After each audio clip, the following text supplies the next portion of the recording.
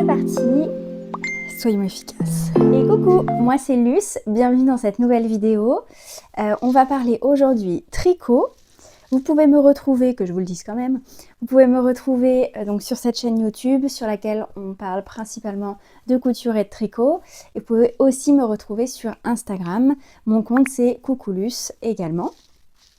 Du coup aujourd'hui vidéo tricot, je vais vous montrer les tricots vraiment très hivernaux que j'ai terminés. Donc là voilà, on peut clôturer les tricots hivernaux, c'est hyper cool. Même si vous allez voir, je continue quand même un peu du tricot avec de la laine et avec des matières un peu chaudes. Je vais quand même ponctuer tout ça de tricot plus léger. Mais en attendant, je vous montre ce que j'ai terminé. Donc première chose, j'ai terminé le hipster hat que j'ai porté. Oui, mon bonnet d'avril, hein, je l'ai porté, tout à fait. Donc là c'est fini, hein, ça y est, on est le 11 mai je crois. Et donc je vous annonce que cette fois c'est le printemps. Et donc voilà, le hipster hat terminé.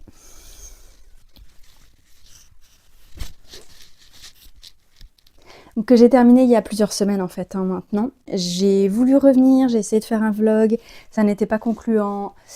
J'ai encore un peu de mal à trouver un rythme correct pour filmer et publier et monter, pour faire des vidéos quoi. Mais j'ai quand même pas mal tricoté, donc voilà, le hipster hat, qu'en dire? Bah, pas grand chose, hein. C'est un modèle de petite knit qui se tricote avec, pour ma part, moins d'un écheveau puisque j'ai fait la plus petite taille adulte. J'aurais pu faire peut-être la taille au-dessus. Petit regret, et encore que franchement je sais pas, je le trouve quand même bien.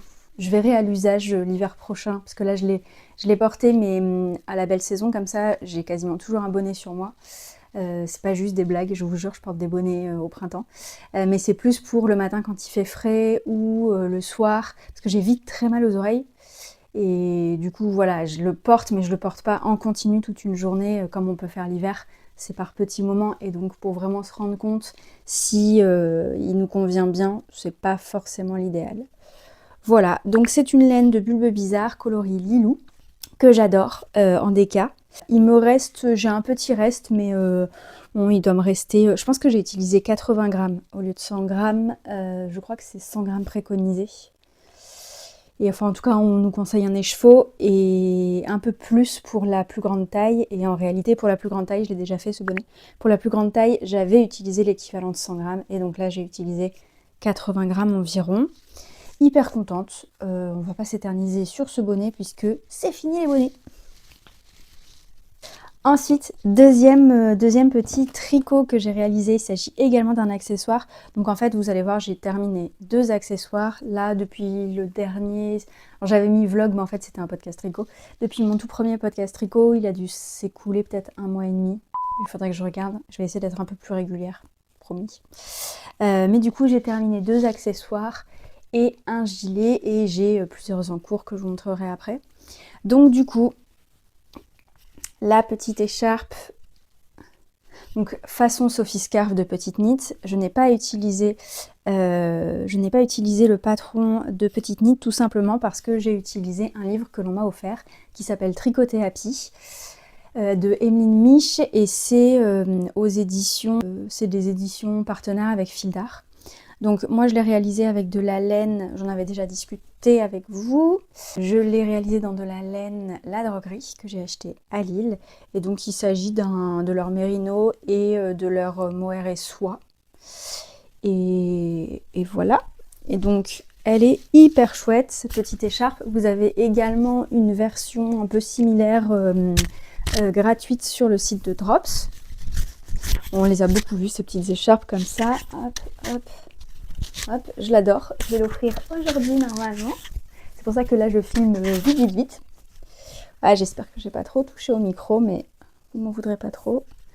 Donc voilà.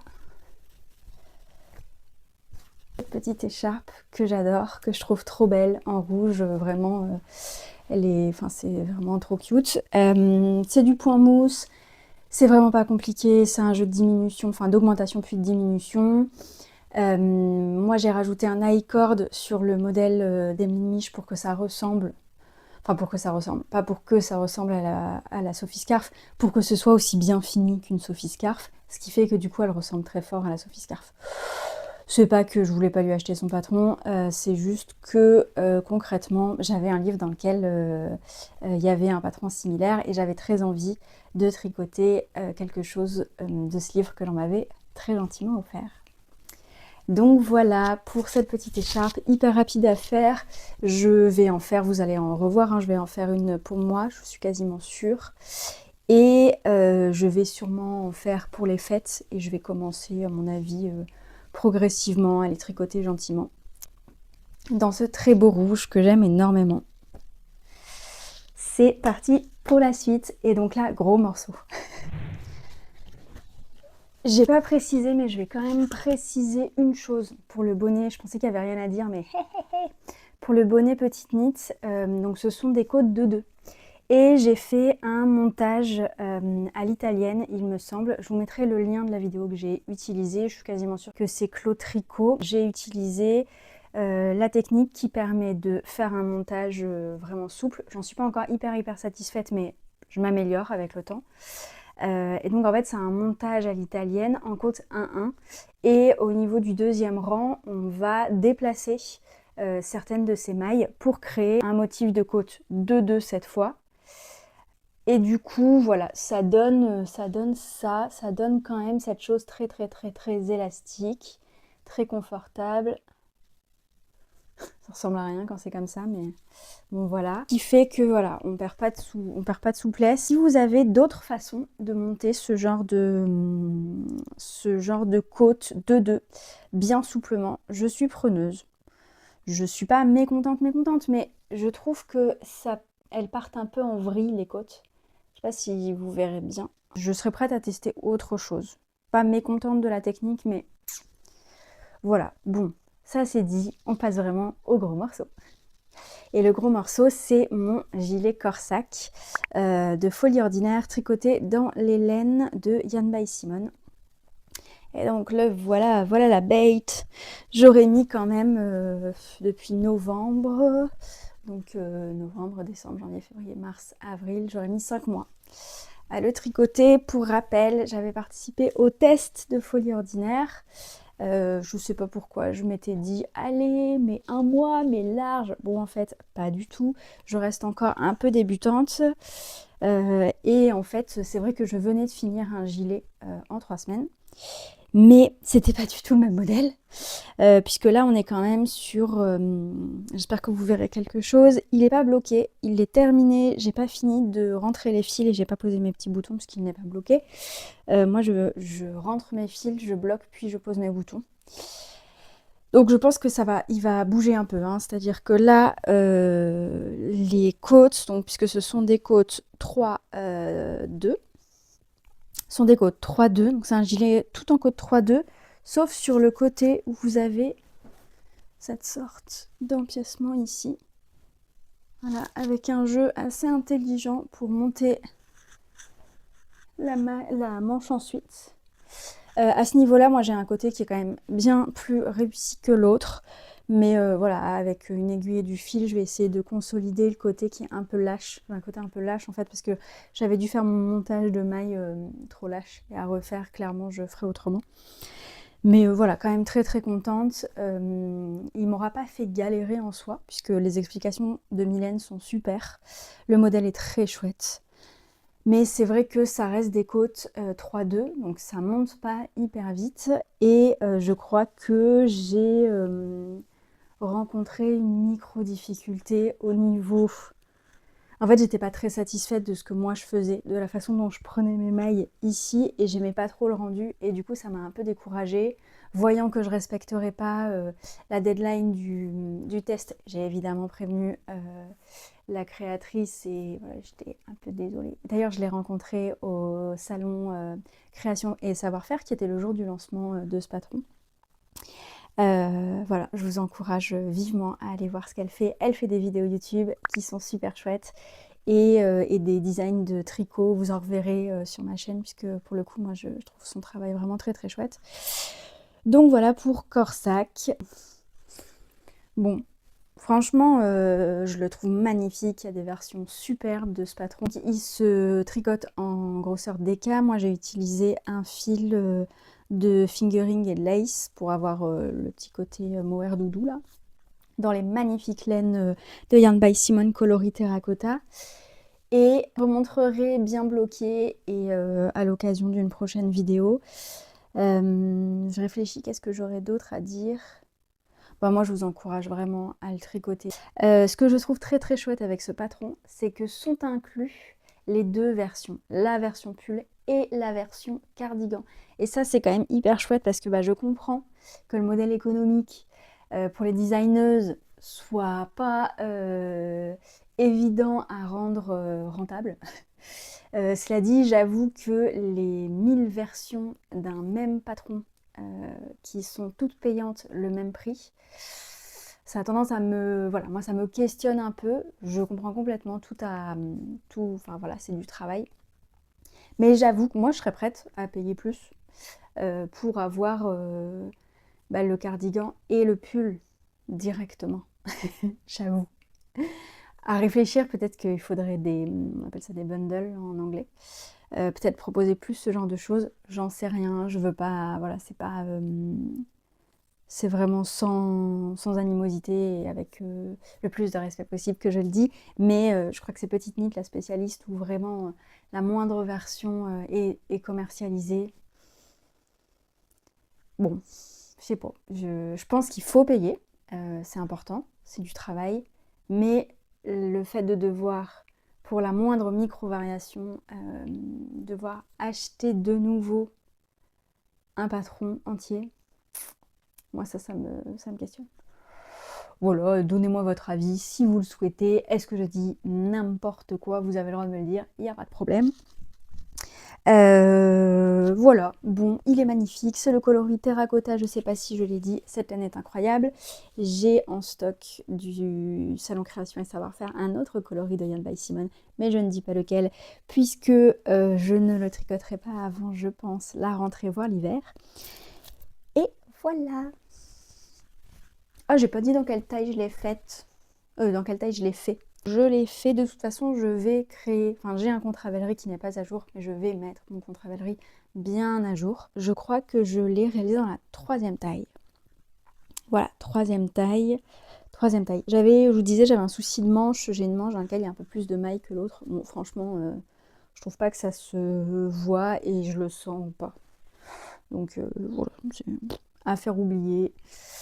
Je vous avais dit les côtes 1-1, je vous avais dit, je sais pas si je vous avais dit. Les côtes 1-1, donc sur le bas, sur les poignets et sur la patte de boutonnage. Vraiment, je trouve que ça finit hyper bien le gilet. Et puis voilà, cette fois j'arrête là. Allez, on continue avec mes encours. Hyper contente de vous parler de mes nouveaux projets. Alors, concernant mes encours, j'en ai pas mal. Enfin, j'en ai pas mal. Ah, ça va. J'en ai pas... J'en ai deux. J'en ai deux, mais j'ai d'autres projets qui vont bientôt être montés. Et du coup, je risque d'arriver à 3-4 quand même. Du coup, premier projet, donc le gilet Milly de Morissette C. Dans cette laine magnifique, dans ce mohair et soie coloris latte de Wouliette. La teinturière que j'adore. Vraiment, qu'est-ce que c'est beau ce qu'elle fait. J'avais très envie d'une version claire, donc quand il est sorti il y a quelques mois, ce patron, j'ai craqué sur la version blanc cassé, on peut dire, de la créatrice. Je porte pas de couleur claire, mais j'avais envie d'en rajouter dans ma garde-robe. Enfin, je porte pas, j'en porte très peu. Et voilà, vous l'aurez remarqué, je porte beaucoup de noir. Et quand je porte des couleurs, c'est des couleurs assez vives et assez franches. Mais je me disais, voilà, un petit gilet beige, c'est toujours une bonne idée. Et là, on est sur un beige légèrement marronné, légèrement rosé, avec de subtiles variations.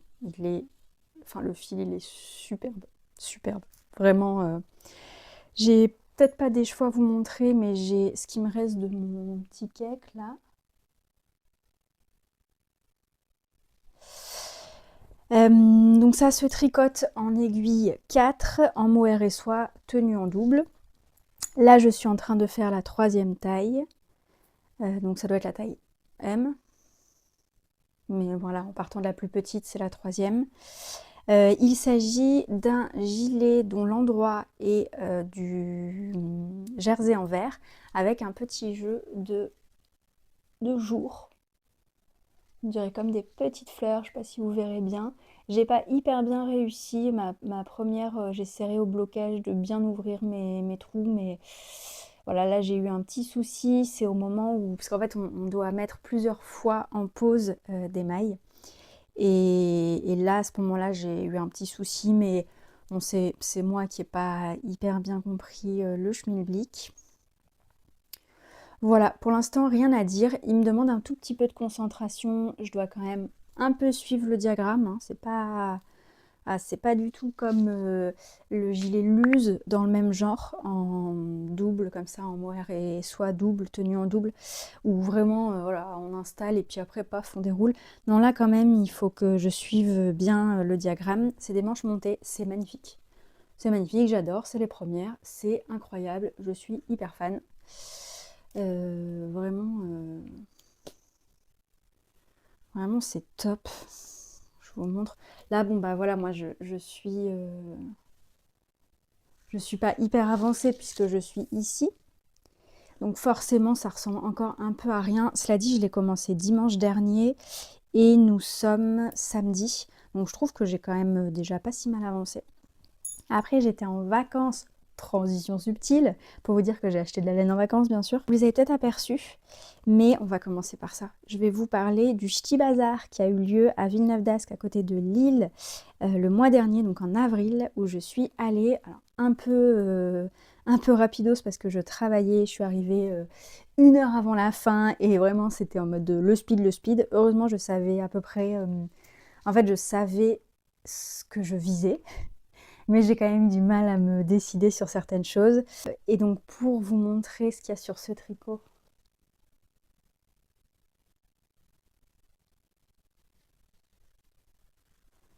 il y a ces petits marqueurs de mailles de création Solognotte. Création Solognotte. Que j'ai embêté pile à la dernière minute. Il devait être 19h59.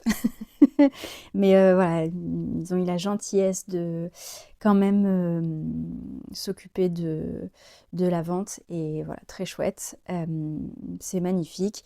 J'adore. Je pensais les utiliser surtout en Progress Keeper. C'est pour ça que j'ai pris des anneaux qui s'ouvrent. Et en fait, au final, comme c'est tout léger, comme c'est du bois, comme c'est tout léger, et ben en fait, je les utilise quand même comme marqueur. Et je trouve que ça va hyper bien avec ce tricot. Et ça, c'est quand même un luxe incroyable que d'assortir ces petits marqueurs à son tricot, j'adore. Joie simple. Donc voilà pour ce gilet mili que je vais mettre en réalité en pause. Je l'ai bien avancé, mais je pense que il va faire une petite pause puisque j'avais dit je ferais plus de test, mais j'ai décidé de refaire un test. Là, il s'agit d'un test pour lequel on a 8 semaines. Donc, je me dis, ça va le faire. C'est un test pour Tricot Meringue qui a une chaîne YouTube et un compte Instagram. Je vous invite très fortement à aller voir. J'adore ce que fait Vanessa, c'est magnifique. J'ai acheté déjà un de ses designs que j'ai pas encore tricoté, qui est c'est une référence à Friends. Ça va me revenir. Je vous mettrai une petite image et je vous mettrai la référence. Je le trouve magnifique. J'attends la laine. Et elle a également lancé le test du Leila Sweater. Leila qui est le prénom de sa fille, je crois en plus. C'est vraiment absolument trop mimes. J'avais prévu de le tricoter. Il faut, alors normalement, il faut soit une laine DK, soit une fingering bien gonflante. Je sais pas, je m'étais dit, oh si c'est une bonne idée, je vais utiliser cette laine de Vulcan Yarn, coloris Safety Orange, Lama blanc, NSW, fingering 100 grammes pour 400 mètres, 100% baby Lama. C'est incroyable. Donc, Vulcan Yarn et c'est son coloris Safety Orange, qui est juste dingo. La laine est... c'est incroyable, j'ai si envie de tricoter ça. Que du coup j'avais fait un échantillon en me disant pourquoi pas, c'est un peu gonflant. Et en fait c'est gonflant comme un mohair. Ça fait des petits poilous, en effet c'est duveteux, mais clairement en aiguille, là je crois que j'étais montée jusqu'à des aiguilles 4 parce qu'en 3,75 qui est préconisé c'était minuscule. Et en fait bah c'est dommage, du coup c'est tellement déjaugé qu'on voit pas le joli motif. Puisque c'est un pull avec un motif de côte, je crois que c'est des côtes brisées peut-être. Ou en tout cas ça y ressemble. C'est vraiment hyper joli, mais bah, c'est sûr qu'avec un fil si fin et un échantillon si déjaugé, bah, c'est pas du tout le rendu escompté. En tout cas, pas celui attendu par la créatrice, je pense. Et puis même moi, je trouve que... Ouais. Sachant que j'ai bobiné les 3. Sachant que j'ai 3 écheveaux, soit 1200 mètres. Je pense que tenu en double, ça le fera pas. Et puis je trouve dommage de le tenir en double parce que c'est un fil vraiment très mou. Et du coup, le tombé sera pas forcément vaporeux, mais très fluide. Et j'ai pas envie de rigidifier ça en doublant le fil. Du coup, c'est pas grave. J'ai entre-temps commandé de la laine. Bon, vous allez voir, j'ai un peu craqué mon slip là ces derniers temps. On va faire une petite pause. J'ai acheté de la laine chez Dererum Natura que j'avais envie de tester depuis très longtemps puisqu'il s'agit de laine dont les moutons sont élevés en France. C'est tissé, je crois, en Italie, puis c'est teint de nouveau en France. C'est bio, c'est magnifique. Et donc j'ai fait un échantillon dans le coloris ocre de, je crois que c'est Pénélope la qualité, je vais aller vous chercher une pelote. Et donc, mon échantillon, bah il donne ça. Et tout de suite, bah c'est vachement mieux. Et donc là, on comprend tout de suite, c'est de la déca, on comprend tout de suite que, ah bah ouais, évidemment, ça doit ressembler à ça. On le voit bien de toute façon sur les photos. Je ne crois pas que ce soit un test secret. Je demanderai quand même à Vanessa son autorisation. Quand même, puisqu'elle a montré elle-même 2 versions magnifiques. Donc hyper contente. J'ai monté mon pull, j'ai commencé le test. Pour l'instant, régalade. C'est vraiment... Bon, j'ai commencé que le dos, je vais pas vous montrer, j'attendrai de voir si c'est ok pour Vanessa, ou alors je vous montrerai juste à la fin. Mais sachez que c'est mon en cours. Actuellement, il est à côté de moi. La laine Pénélope, je crois que c'est Lapin d'Alice, dont j'adore les podcasts, qui est assez fan de la Gilliatt, de la même marque. Et ça avait fini de me convaincre parce que j'adore l'idée que ce soit de la laine bio avec une matière première qui vient de France et d'Italie. Enfin, vraiment, puis les choix des couleurs sont... Le travail des coloris, ils ont plusieurs violets mauves absolument magnifiques. Bon, voilà, très contente. Après, c'est marrant, c'est un peu sec. C'est pas, c'est pas forcément ce à quoi je suis hyper habituée. Quand je compare avec le Merino de... C'est pas super wash, ça c'est super wash. Avec le Merino de Bulbe Bizarre, ça c'est incroyablement doux, quoi. Mais c'est pas les mêmes produits, c'est pas la même... voilà, c'est pas les mêmes produits. Et donc du coup, Dererum Natura, ils vous mettent également une petite carte, ils vous remercient et ils vous mettent un petit échantillon. Et donc ça, c'est leur fil d'été. Clairement, vous reverrez leur fil d'été ici, c'est sûr. Là, c'est Antigone Pivoine. Et vraiment, je crois que c'est leur fil de lin. Je le trouve doux. Je sais que avant d'être lavé, ça peut être un peu rugueux, je le trouve déjà doux là le fil. Bref, voilà, donc Dererum Natura, un coup de cœur. Voilà. Et donc du coup, qu'est-ce que je vais faire de cette jolie laine de chez Vulcan Yarn, qui est le stand sur lequel j'avais complètement craqué. Je trouve que C'est un travail, je crois que c'est un travail de teinture qui me parle vraiment beaucoup, beaucoup. Je ne saurais pas encore vraiment mettre des mots sur tout bien, mais il y a vraiment des matières et des façons de travailler la couleur qui m'attirent plus. Je pense que ça, c'est très personnel, mais je commence à approcher un peu ce qui, moi, me parle le plus. Même si j'aime beaucoup changer et j'aime l'idée de travailler des choses différentes, d'avoir des rendus différents, enfin... Voilà, et donc du coup on va faire quoi avec? Je pense que je vais m'entêter et que je vais quand même à l'occasion faire le Leila Sweater et j'essaierai, je vais faire des essais, donc je vais faire mon test bien comme il faut, avec le bon échantillon, la bonne laine, voilà, bien pour que ce soit bien carré. Et à mon avis, je referai des essais. Pourquoi pas le tricoter en aiguille 3 et du coup augmenter la taille ou faire une petite adaptation, voilà, pour quand même l'obtenir dans cette couleur. Parce que c'est ce que j'avais vraiment envie de faire au départ. J'avais envie d'un pull très léger, orange. Voilà, on adore. Mais bon, on verra. Je regarde combien de temps il me reste pour continuer à vous montrer des choses. Bon bah il me reste 5 minutes. Du coup, 5 minutes pour vous montrer un truc qui est connecté au tricot, mais c'est pas du tricot, mais quand même trop envie de vous le montrer. Si vous me suivez sur Instagram, vous l'avez déjà vu passer. C'est ce bol que je trouve incroyablement mimes. Je ne sais pas si vous verrez à l'intérieur. Il y a écrit You are incredible. Voilà, j'adore. Imprimé avec le matériel de mon amoureux qui m'a aidé du coup à l'imprimer. Et c'est un dévidoir à laine. Voilà, hyper contente. C'est absolument trop mimes. Si je vous montre un peu ce que ça donne. Vous avez déjà sûrement vu des dévidoirs, mais j'adore. Voilà, voilà. Donc voilà, pour le fun. Pour le fun. Et il y aura d'autres choses, je pense. On imprimera d'autres trucs liés à la couture, le tricot, tout ça, tout ça. Ok, maintenant, mes projets. Et je vais quand même vous montrer d'autres petits achats que j'ai réalisés au Ch'ti Bazar en avril. Très vite, mais je vous en parle parce que je sais que c'est une tricoteuse et ça fait plaisir de soutenir les tricoteuses. J'ai acheté au Ch'ti Bazar des bougies, les 3 chats. Oh là là, je les manipule là et elles sentent si bon. J'ai acheté fraise rhubarbe et j'ai acheté Central Park. Hyper contente, j'ai eu un petit cadeau, j'ai eu un petit anneau marqueur en forme de trèfle, absolument trop mimes.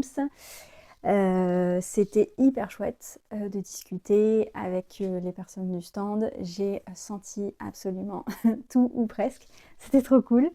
Je vais pas vous montrer tout parce que ce serait trop long. Non, non, j'exagère. Mais voilà, c'est pas, enfin, hein, faire juste le déballage, je trouve que c'est pas très intéressant.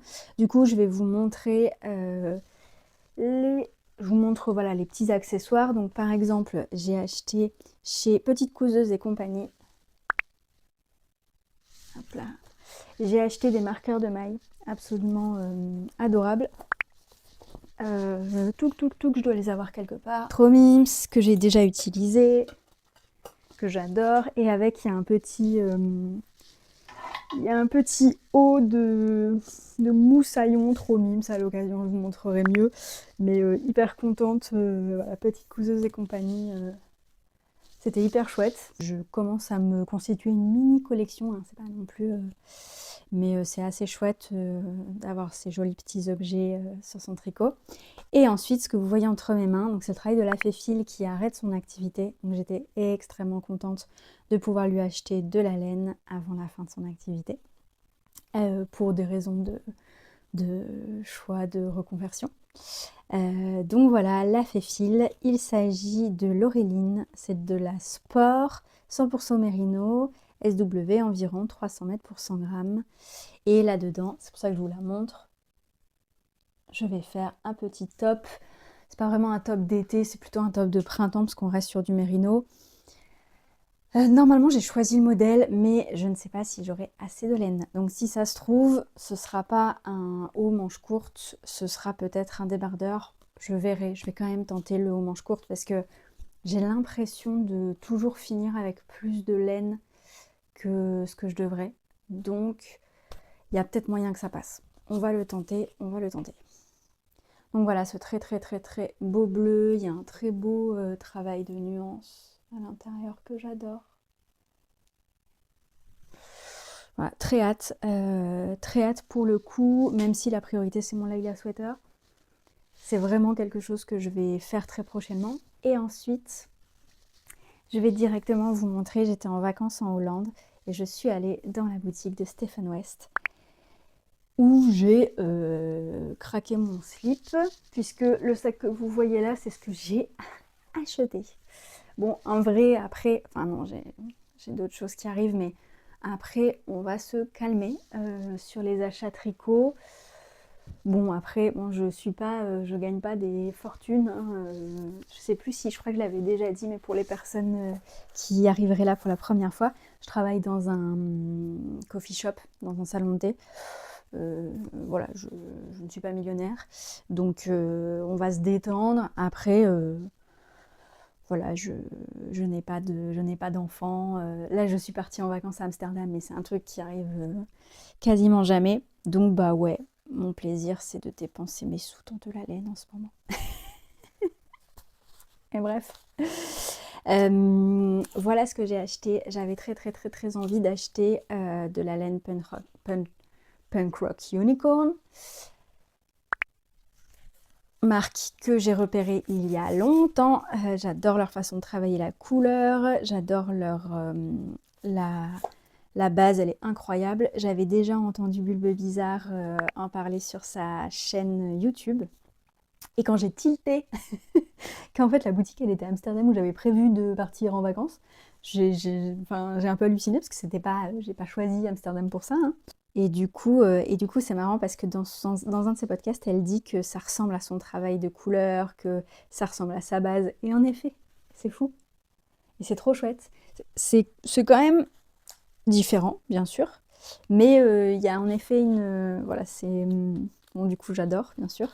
Et donc, je vais faire quoi là-dedans? Je vais faire le Fiber Fest shawl de Stephen West. Et donc voilà, je vais faire mon premier châle, mon premier Stephen West, que je connais depuis, je connais son travail depuis l'âge de 15 ans, je pense. Et du coup, c'est hyper drôle. Je m'étais toujours dit, ah ben non, je peux pas faire ça, ça a l'air trop dur. Et du coup, c'est drôle de se dire que bah là, 15 ans plus tard, beaucoup plus que 15 ans plus tard, on va pas dire combien, en fait, je vais en faire un. C'est trop bien. Donc voilà, ça c'est ce qui va, je pense, monter sur mes aiguilles, puisque le Leila Sweater, c'est ma priorité, mais je vais pas pouvoir l'emmener tout le temps partout. Donc voilà. Et ensuite, je vais pas tout vous montrer, mais je vais vous montrer un autre châle qui est prévu. Puis, 2 écheveaux de cette laine qui est une laine d'Amsterdam. En tout cas, la marque est basée à Amsterdam. Et c'est Undercover Otter. Yarn and Fibers from Amsterdam. Donc voilà. Donc là, il s'agit d'un mérino yak et soie. Et alors ça, vraiment, ça me fait un peu penser à la laine de Vulcan Yarn, là, à celle-ci. Les chevaux, ils se comportent de la même façon, il est mou. J'adore. C'est vraiment... Je sais que c'est pas... les tricots mous, il y a des gens qui aiment pas, moi j'adore. Et donc, je vais me faire le châle que j'ai vu dans une vidéo de Woolenson, pareil, podcast que j'aime énormément. Et du coup, c'est le Tibesti. Ah. Je vous le remettrai et puis je mettrai une petite photo. Et donc, je vais le faire dans cette couleur. Voilà. Et ça, pareil, c'est pour les semaines qui viennent. Donc voilà, vous avez un peu ma liste de ce que j'ai fini, de mes en cours et de mes futurs projets. Et j'arrête là. Si je vais juste vous montrer un dernier truc, vraiment en mode touriste 3000, j'ai acheté, j'en avais besoin d'un, j'en avais pas, on a fait des tests d'impression, mais ça marche pas comme on veut. Je me suis acheté, hop là, petite jauge à aiguille, on peut dire, en forme de tulipe dans la boutique de Stephen West. C'est des malins, dis donc. Évidemment, je l'ai prise et c'est hyper pratique. Pendant longtemps, je me suis demandé à quoi donc ça servait et en fait, bon, on voit plus rien sur mes aiguilles déjà. Donc, bah, c'est vachement bien. Voilà. Voilà, voilà. Et bah, j'espère que cette vidéo vous aura plu, que vous allez bien, tout se passe bien pour vous. Prenez bien, bien, bien soin de vous. N'hésitez pas à me dire en commentaire si vous avez apprécié la vidéo, quel est le projet que vous avez préféré, qu'est-ce que vous êtes en train de tricoter vous. Et j'embrasse aussi très fort les personnes qui me regardent et qui ne tricotent pas. Et voilà, un très, très, très, très, très gros bisou. À très bientôt.